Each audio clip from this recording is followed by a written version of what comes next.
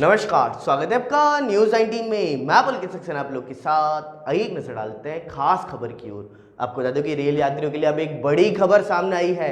आने वाले 1 अक्टूबर से अब 4 नई पैसेंजर ट्रेनें चलाई जाएंगी, जो सीधे सीधे जयपुर से होते हुए चलाई जाएंगी।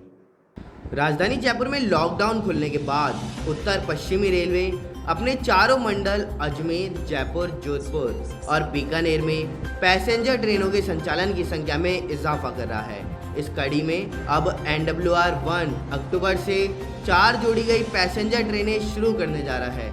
इससे अप डाउन मिलाकर के 8 नई ट्रेनों की शुरुआत होगी। नई पैसेंजर ट्रेनों के चलने के बाद जयपुर जंक्शन से चलने वाली ट्रेनों की संख्या 11 तक पहुंच जाएगी।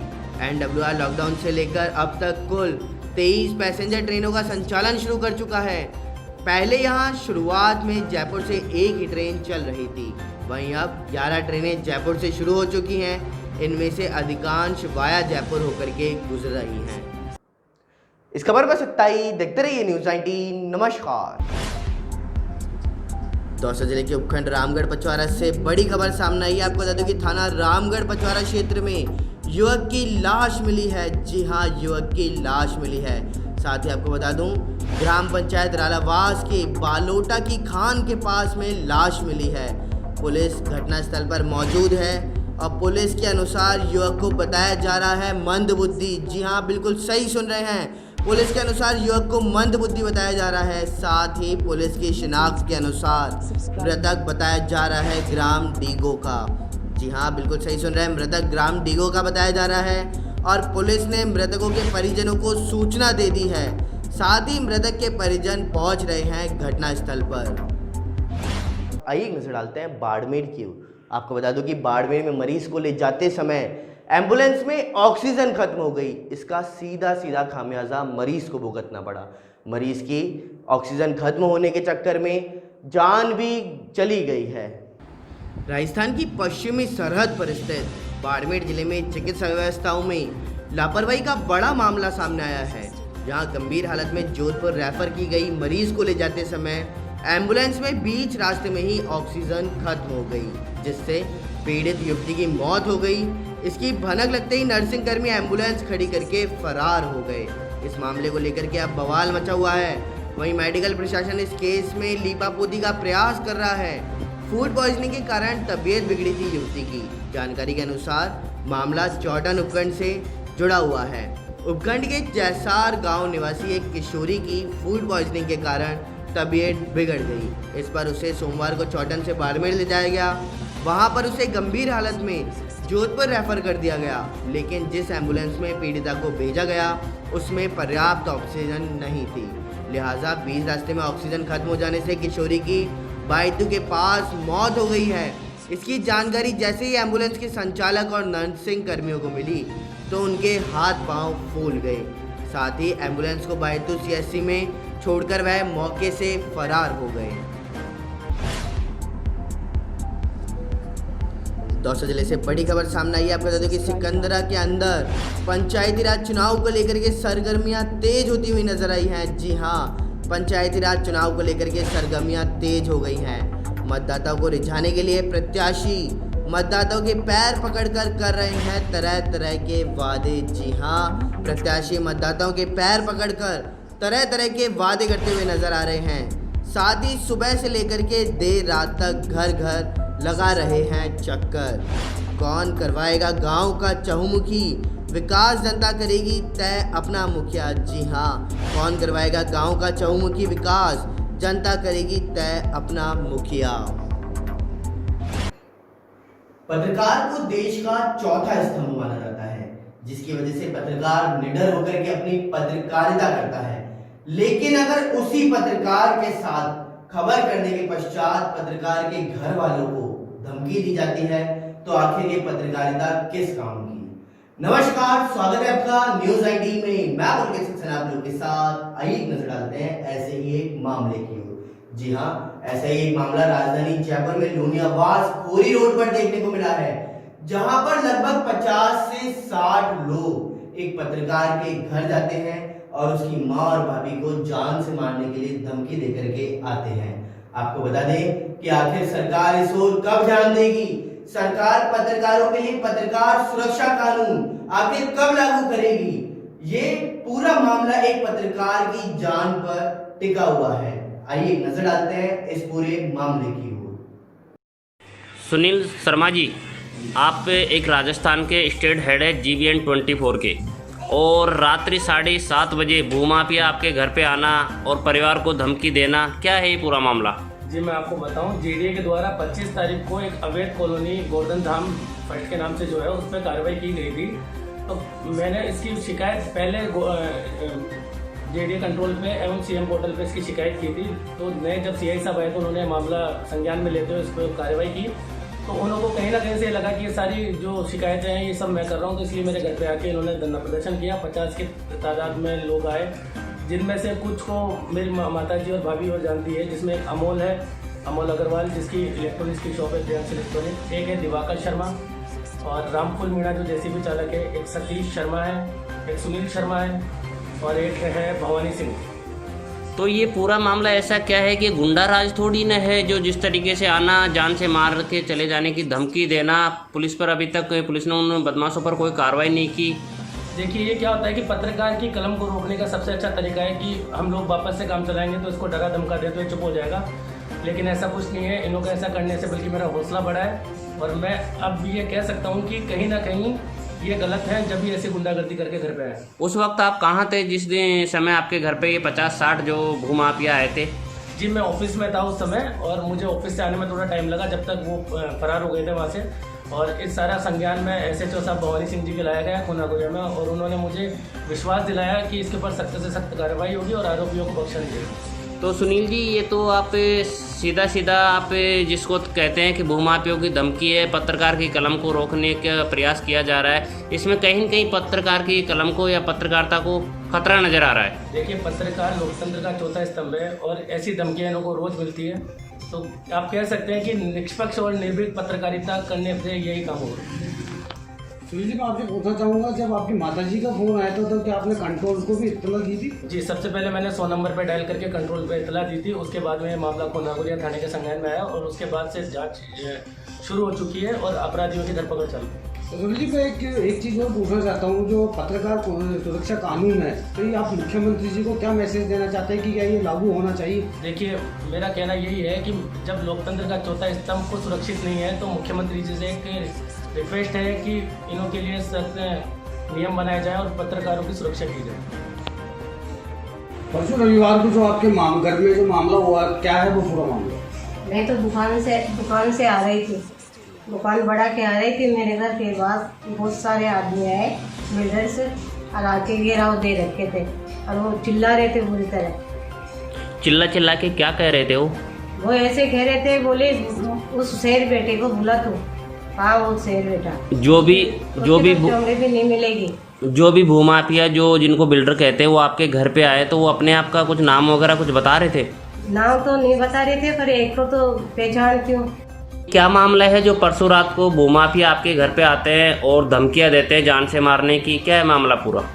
सर मुझे पता नहीं था, हम लोग बाहर से आई थी, मैं मंदिर से, मम्मी भी दुकान से आई हुई थी।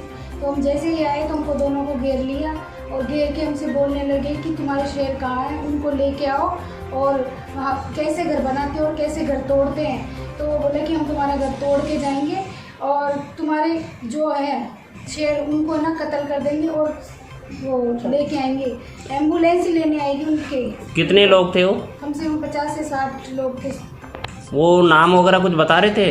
हाँ, एक का नाम अनमोल था, एक का नाम दिवाकर था, एक का नाम JCB चलाते थे, उनका नाम रामफुल मीणा, और सर बहुत सारे थे, हम उनको जानते। सब मास्क लगाए हुए थे, गाली गलौज कर रहे थे। आइए एक नजर डालते हैं खास खबर की ओर। आपको बता दूं कि सचिन पायलट ने डूंगरपुर हिंसा में एक बड़ा बयान दिया है। उन्होंने कहा कि अब राजस्थान में लागू नहीं करेंगे कृषि बिल। राजस्थान कांग्रेस के पूर्व अध्यक्ष सचिन पायलट ने डूंगरपुर हिंसा को लेकर के बड़ा बयान दिया है। पायलट ने कहा कि प्रदर्शन हिंसक होगा या किसी ने यह नहीं सोचा होगा, बाहरी तत्वों ने हिंसा भड़काने का प्रयास किया है। हमारे आदिवासी भाई कभी ऐसे नहीं करते। अब हमारे आदिवासी भाइयों के साथ हैं हम, हिंसा दुर्भाग्यपूर्ण है। हिंसा किसी मुद्दे का समाधान नहीं। सरकार ने भी सुप्रीम कोर्ट जाने का फैसला किया है। कानून हाथ में लेने और हिंसा को स्वीकार नहीं किया जा सकता। सरकार इस समस्या का समाधान निकालने का प्रयास भी कर रही है। सुलह के लिए AICC की 3 सदस्यीय कमेटी की रिपोर्ट पर सचिन पायलट ने कहा कि मैंने जो मुद्दे उठाए हैं उन पर बात चल रही है। सोनिया गांधी, राहुल गांधी और प्रियंका गांधी के संपर्क में मैं हूँ। निश्चित तौर पर मुद्दों का समाधान होगा और केंद्र सरकार ने एक बार फिर किसानों के साथ विश्वासघात किया है। कांग्रेस भी किसानों के साथ है। राजस्थान में केंद्र सरकार द्वारा लाए गए कृषि बिल को लागू नहीं करेंगे। कोई भी सरकार नहीं चाहती है कि लॉ एंड ऑर्डर सिचुएशन खराब हो।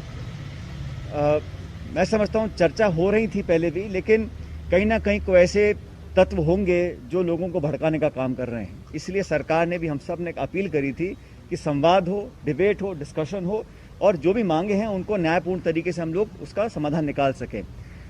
बहुत दिनों से ये आंदोलन चल रहा था, लेकिन ये ऐसा आंदोलन नहीं था जिसका कभी किसी ने सोचा होगा कि ये हिंसक हो सकता है। तो कोई ना कोई ऐसी ताकतें होंगी जो प्रदेश का माहौल बिगाड़ने की कोशिश कर रहे होंगे। उन्होंने इस प्रकार की घटना को अंजाम दिया। मैं नहीं समझता हूं कि हमारे आदिवासी भाई बहन, खासकर नौजवान, हिंसा में विश्वास रखते हैं। वो सब लोग अपना भविष्य चाहते हैं और स्वाभाविक है, अपने भविष्य की चिंता करना हर नौजवान का दायित्व है, उसकी जिम्मेदारी है, उसका अधिकार भी है। लेकिन राजस्थान का नौजवान हिंसा में विश्वास नहीं रखता और हमारे आदिवासी भाई बहन हमारे करीबी है और हमेशा रहेंगे।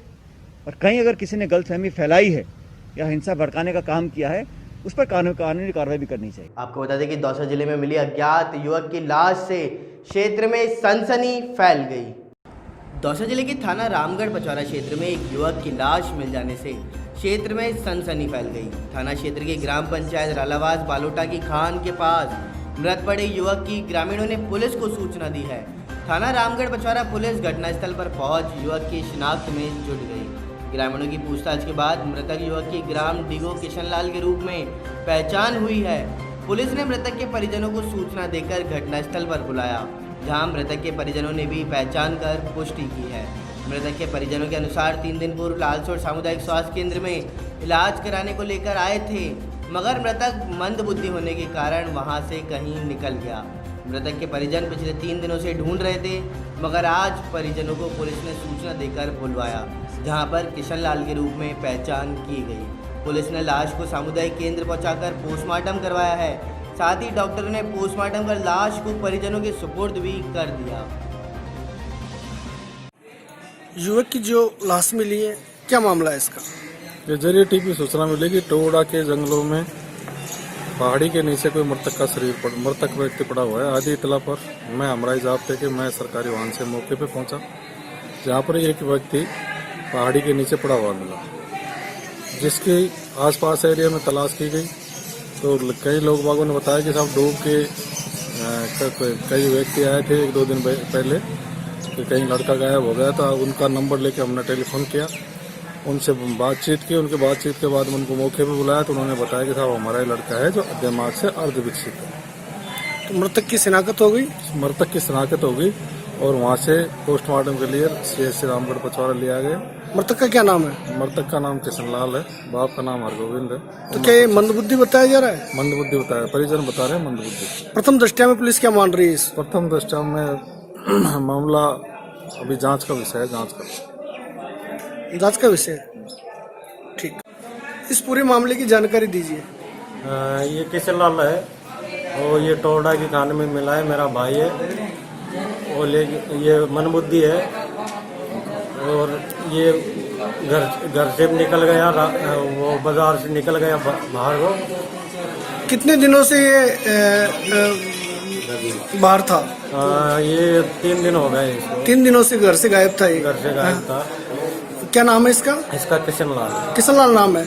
आप इसके क्या लगते हो? भाई लगते हैं। भाई लगते हो। तो ये आपको वहाँ पे पड़ा मिला है? पड़ा मिला है। अब आप यहाँ पे लिए सामुदायिक स्वास्थ्य केंद्र में? हाँ जी।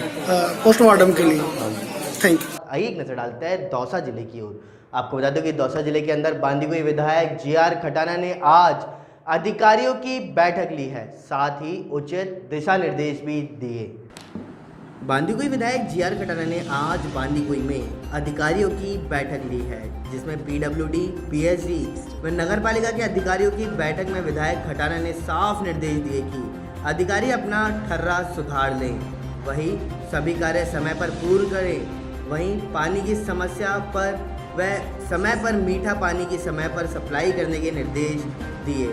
वहीं पीडब्ल्यूडी में अभी तक के कार्यों की समीक्षा की है, साथ ही आगे जो बांदीकुई में पीडब्ल्यूडी से होने वाले कार्य हैं उनको समय पर पूर्ण करने के निर्देश दिए। साथ ही नगर पालिका के वार्ड नंबर 30 में विधायक खटाना ने मौके पर जाकर के सड़क पर व नालियों में भरने वाले पानी का जायजा लिया है। अधिकारियों को मौके पर बुलाकर, जिसमें अधिशासी अधिकारी व जेएन को सख्त लहजे में 15 दिन में समाधान करने के सख्त निर्देश दिए हैं। इस दौरान निवर्तमान नगर अध्यक्ष अशोक काट, दिलीप माल, बंटी शाहरा सहित अन्य कार्यकर्ता भी साथ में मौजूद रहे। आइए एक नजर डालते हैं फुलेरा की ओर। आपको बता दूं कि फुलेरा में 2 भागों में बांटने वाली रेल फाटक पर अब बनेगा ओवरब्रिज व अंडरपास। फुलेरा सांबर रेल मार्ग पर स्थित गेट नंबर LAC 1 रेल फाटक पर ओवरब्रिज व अंडरपास व वीसी के माध्यम से शिलान्यास सोमवार को 4:30 बजे सुबह के मुख्यमंत्री अशोक गहलोत द्वारा किया गया है। वीडियो कॉन्फ्रेंसिंग के माध्यम से संबंधित प्रशासनिक अधिकारी इस वर्चुअल शिलान्यास कार्यक्रम के साथ जुड़े हुए हैं। फुलेरा के मध्य स्थित रेल संपार फाटक के कारण पूरा कस्बा 2 भागों में विभक्त हो जाता है। वहीं रेल फाटक अधिक समय तक बंद रहने से आम जनजीवन भी प्रभावित हो रहा है और आवागमन पर रोक लग सकती है। इस पर आरओबी के निर्माण से आसपास के निवासियों को राहत मिलेगी, साथ ही पूरा कस्बा एक सूत्र में बंधा हुआ नजर आएगा। आइए नजर डालते हैं दौसा जिले की ओर। आपको बता दूं कि दौसा जिले में कल 37 ग्राम पंचायतों में 177 मतदान केंद्रों पर सफलतापूर्वक मतदान किए गए। आइए एक नजर डालते हैं कि किस प्रत्याशी ने जीत हासिल की और किसके हार हासिल हुई। दौसा जिले की पंचायत समिति क्षेत्र की 37 ग्राम पंचायतों के 177 मतदान केंद्रों पर शांतिपूर्ण मतदान हुआ है और गांव की सरकार स्थापित की गई। जहां हारे हुए प्रत्याशी गम का सहारा लिया तो वहीं जीते हुए प्रत्याशियों ने खुशी का इजहार किया है। वहीं दूसरी ओर बूथों से लेकर पंचायत समिति स्तर तक कड़े इंतजाम देखे गए हैं। पुलिस प्रशासन की चाक चौबंद भी रहा है। वहीं देर रात तक सरपंच व वार्ड पंचों के रुझानों के अनुसार सरपंच व वार्ड पंच प्रत्याशी घोषित कर दिए गए, जिसमें देवली पंचायत से रेखा कंवर 646 मतों से विजयी हुई हैं। लाखनपुर ग्राम पंचायत सरपंच पद पर प्रीति बैरवा 128 मत से, होदायली ग्राम पंचायत में सरपंच पद पर नीतू देवी रही 236 मतों से विजयी रही। श्रीमा में दिलखुश 32 मतों से, बगड़ी में मथुरा देवी 99 मतों से, श्यामपुरा कला ग्राम पंचायत में काली देवी मीणा 199 मतों से विजयी रही। इसी प्रकार कांकरिया ग्राम पंचायत में मुनेशी देवी 179 मतों से, रतनपुरा में घासीलाल मीणा 199 मतों से, निर्झरना में सरपंच पद पर प्रद्युमन सिंह 659 मतों से विजयी घोषित किए गए। बिलौना खुर्द में हंसराज मीणा 98 मतों, मिर्ज़ापुरा में सांवली देवी मीणा 820 मतों से विजयी रही। डीगो में सरपंच पद पर मंजू कंवर 111 विजयी रही। किशोरपुरा ग्राम पंचायत से हरिओम मीणा 373 मतों से, समासा से ममता मीणा 279 मतों से विजयी रही। टोडा ठेकला से रसला देवी 98 मतों से, महारिया से रूपवंती मीणा 756 मतों से, चांदसिन ग्राम पंचायत से सरपंच पद पर कौशल्या मीणा 28 मतों से विजयी रही हैं। सूरतपुरा ग्राम पंचायत सरपंच पद के लिए कांजी लाल मीणा 934 मतों से विजयी हुए। पट्टी किशोरपुरा से ऐरंता देवी 437 मतों से, लाड़पुरा ग्राम पंचायत से कन्हैया लाल 9 मतों से विजयी घोषित किए गए। लालपुरा ग्राम पंचायत से सरपंच पद पर अम्बालाल मीणा 124 मतों से, खटवा से रामप्रकाश माली 309 मतों से, झापदा से प्रीतम सिंह चौहान 4 मतों से विजयी घोषित किए गए। बिलौना कला ग्राम पंचायत से वंदना सैनी 314 मतों से, श्री रामपुरा से विजय कुमार बैरवा 378 मतों से, डीडवाना ग्राम पंचायत से विनोद कुमार 431 मतों से विजयी घोषित किए गए। महाराजपुरा से लाली देवी मीणा 32 मतों से, खेड़ला खुर्द ग्राम पंचायत से सरपंच पद पर अजय कुमार महावर 1608 मतों से, खेमावाद से हेमराज मीणा 1427 मतों से, खटुम्बर से लादूराम गुर्जर 466 मतों से, गोल ग्राम पंचायत से सरपंच पद पर घासीराम रैगर 61 मतों से विजयी हुए। वहीं दूसरी ओर कहीं देवरानी ने जेठानी को हराया तो प्रत्याशी अपने मतों के लिए बुजुर्गों का सहारा बनते देखे गए। तो कहीं सोशल डिस्टेंसिंग का पालन तो कहीं पंचायत चुनाव में सोशल डिस्टेंसिंग को लेकर धज्जियां भी उड़ती हुई देखी गई हैं। अलवर में किशनगढ़ बास में एनआरआई के साथ धोखाधड़ी व नपा फर्जी पट्टा प्रकरण, पुलिस ने स्टाम्प वेंडर आनंद कुमार मित्तल को किया गिरफ्तार। अलवर के ब्रह्मचारी मोहल्ला निवासी हैं आरोपी आनंद मित्तल। वहीं उदयपुर में संभाग की कानूनी व्यवस्था को लेकर के मुख्यमंत्री गंभीर। बांसवाड़ा और डूंगरपुर जिले भी आते हैं इसी संभाग में, इसलिए अब उदयपुर में आईजी के स्थान पर एडीजी लगाने की चर्चा। राजधानी जयपुर में कृषि विश्वविद्यालयों में प्रवेश हेतु जेट परीक्षा आज से एग्रीकल्चर यूनिवर्सिटी कोटा की ओर से आयोजित हो रही है। यह परीक्षा केंद्र पर सुबह 11:30 बजे तक होगा प्रवेश। परीक्षा दोपहर 12 से 2 बजे तक आयोजित की जाएगी। राजधानी जयपुर में लॉकडाउन के बाद पहली बार जयपुर में प्रदूषण का स्तर 100 के पार। सीसीएम एयर क्वालिटी इंडेक्स 128 पर। सिटी कॉलोनी क्षेत्र में हवा में प्रदूषण सर्वाधिक। जोधपुर में पंचायती राज चुनाव 2020 में आपको बता दूं कि 97 ग्राम पंचायतों में उप सरपंचों का चुनाव। कुछ देर में चुनाव प्रक्रिया होगी शुरू। वार्ड पंच चुनेंगे उप सरपंच, कुछ निर्विरोध उप सरपंच भी चुनेंगे संभावनाएं।